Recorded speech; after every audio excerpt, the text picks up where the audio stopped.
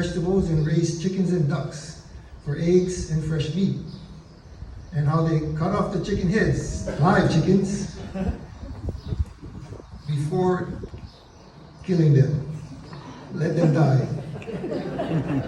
Back then, there was no Malama market, no Haleiwa supermarket, or no McDonald's for chicken McNuggets. So they did everything themselves.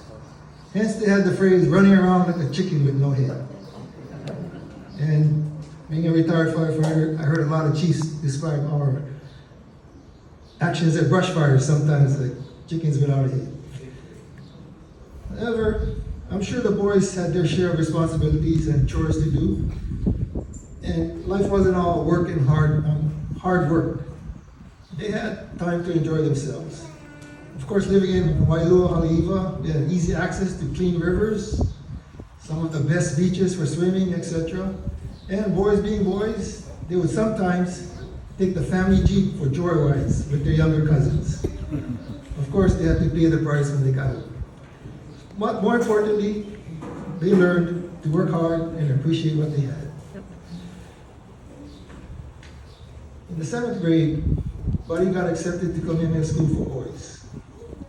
He moved into the boarding school and boarded from 7th to the 10th grade. Our Auntie Weenie and Uncle Ernest, who lived right there on School Street, right below the campus, would pick him up from the campus for weekends. And we would all drive up and spend some time with him at Auntie Weenie's house. Although he liked attending Kamehameha schools, he told Mom that he was tired of being a boarder and was ready to come home his junior year. That I didn't know because I was a boarder for 6 years. And I didn't know that was an option. But I kind of see why he didn't enjoy boarding. I did. And so Mom brought Buddy home to Haleiwa, and he commuted to school with our Auntie Van and Nana, who worked at the school for the rest of the year. Once he was a senior, he drove himself to school, and he graduated with the Kamehameha School's class of 1963. After graduation, Buddy found a job at the Schofield Commissary before receiving his draft notice in 1965, along with many of the other local kids in Haleiwa. He didn't want to go into the Army, so he went to the Air Force office to enlist, but he was turned down because their quota was filled. Thankfully, the Navy accepted his application, and he spent 4 years in the Navy, including 2 tours in Vietnam, and 2 more years in the Navy Reserve. Of course, you know the saying, join the Navy, see the world, and that applied to him. He went to a lot of destinations, seaports around the U.S. and the world. He was a member of the U.S. Navy Sea Wolves, the most decorated Navy squadron of the Vietnam War. I'm sure he told Arlie that, but we don't know for sure.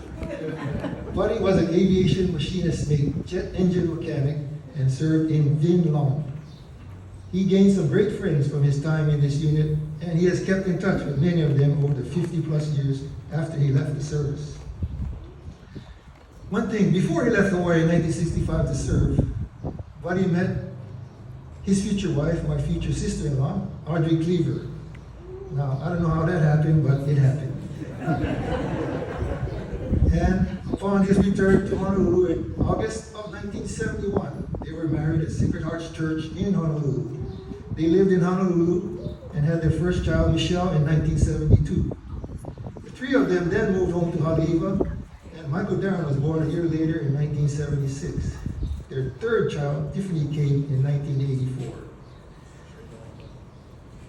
After his discharge from the Navy, he also returned to work at Schofield Commissary before joining the Federal Fire Department. The first step in getting veterans benefits. He spent almost 2 years there before being accepted at the Honolulu Fire Department.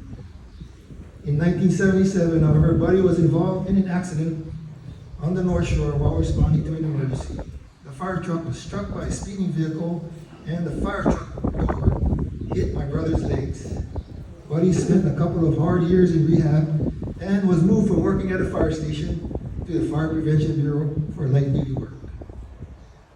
Let me tell you, he enjoyed himself in the Fire Prevention Bureau. It was perfect for him. I don't like to say this, but he set his own hours. You know, I'd come home at 8 o'clock, he'd be home by 12 o'clock that day with lunch. Thank God. You hungry? That was one thing with Buddy. He knew all the spots where they had good food. I guess from his fire prevention duties. And I must say, it's been passed down to his son, Michael Darren. Believe it or not, Michael Darren is the one that asked, Uncle, you hungry? Sure, Uncle's always hungry. But after 25 years, I'm sorry, one of his major accomplishments, I think, in the Fire Prevention Bureau is he became a fire arson investigator. And he went to a lot of schooling classes to become an expert in trying to determine the causes of fires. And I think that was a major accomplishment for him. He really enjoyed it until getting up at 2 o'clock in the morning or 3 o'clock in the morning to investigate fire. It got old for him, and he just went back to being a regular fire prevention inspector. After 25 years of service, he retired in 1997. And Buddy enjoyed his retirement, and this is where it gets very funny. By traveling to see his children, all of whom graduated from major colleges on the mainland, and his friends on the mainland. He also had fun gambling in Las Vegas and doing work on the farm. And Buddy was kind of ahead of his time, you know. He used to rake, I don't know if you know where he lives, but they live under a big monkey pod tree. And you know when the leaves fall for those days, it's like snow. So every morning, or once a week maybe, because he only had a rake at that time, he would be out there raking the leaves across the street. Of course, the wind goes back most of the way. But then, I don't know when, he discovered a leaf blower. And he had to have one of those. He had to have the best. And after that, he was out there almost every day because he enjoyed it. Going off his roof, going off his garage. But he also, he bought a lot of stuff for the family too.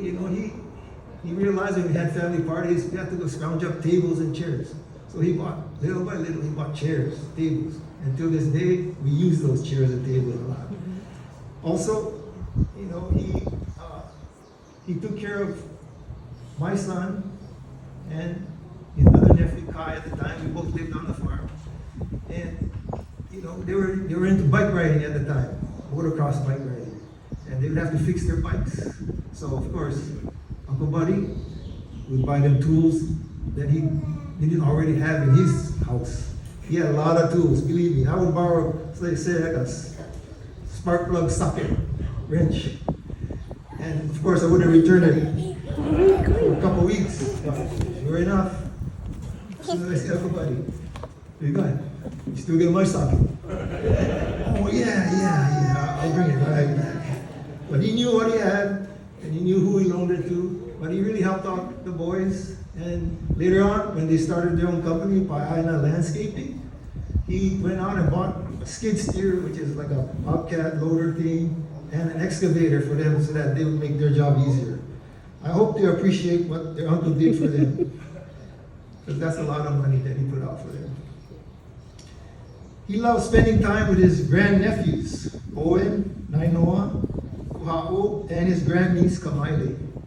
He didn't have any grandchildren of his own, but he loved these kids like they were his own. He and his family really took them under their wings and loved them. But he had a health scare in 2018, which prompted him to get a mobility scooter. Care of the Veterans Affairs again. Benefit number 2. He spent a lot of time riding it around the farm at first, just around the farm. Then little by little, he'd expand his circle of influence. He'd go down the road, maybe McDonald's. He would take the kids, his grandnephews, to McDonald's.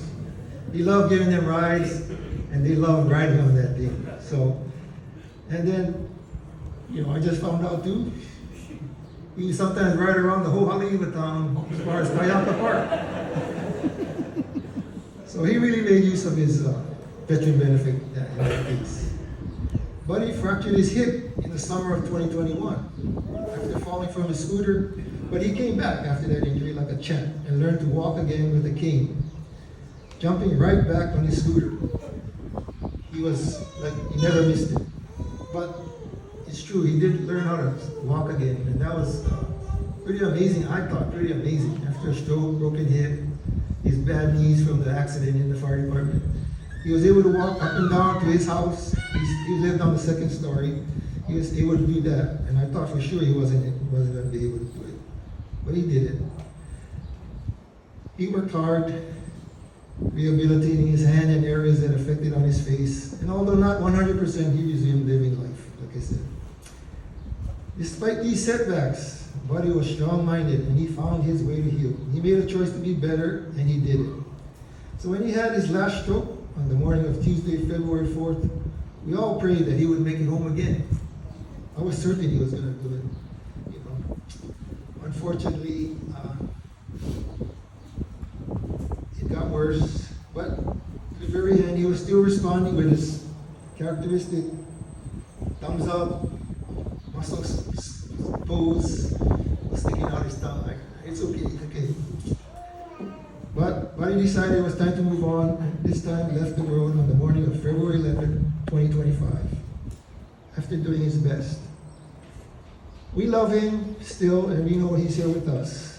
Son, brother, cousin, veteran, husband, father, mentor, role model for all of us, hustle farmer, uncle, granduncle. I know we all have buddies in our families, our local families, that we miss. And for sure we will miss our brother Buddy. Rest in peace, brother. Thank you.